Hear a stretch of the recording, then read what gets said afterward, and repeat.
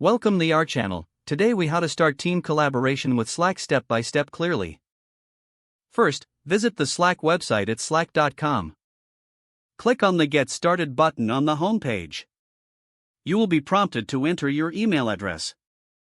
After entering your email, click on Continue. Check your email for a confirmation message from Slack. Click on the confirmation link in the email to proceed. You will be directed to set up your workspace. Choose a unique name for your workspace that reflects your team or project. Select the primary use for your workspace from the options given. Next, invite team members by entering their email addresses. You can skip this step if you want to add them later. Once completed, click Create Workspace. After your workspace is created, you can download the Slack application for easy access. Install the app on your device and log in using your credentials. Familiarize yourself with the Slack interface.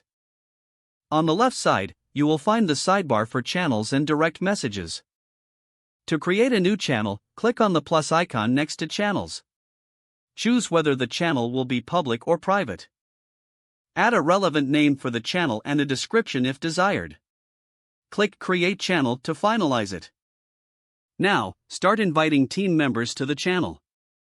You can do this by clicking on the Invite button within the channel. To facilitate collaboration, use threads to keep discussions organized. When someone replies to a message, click on Reply in Thread to start a thread. Make use of Slack apps to enhance your workspace functionality.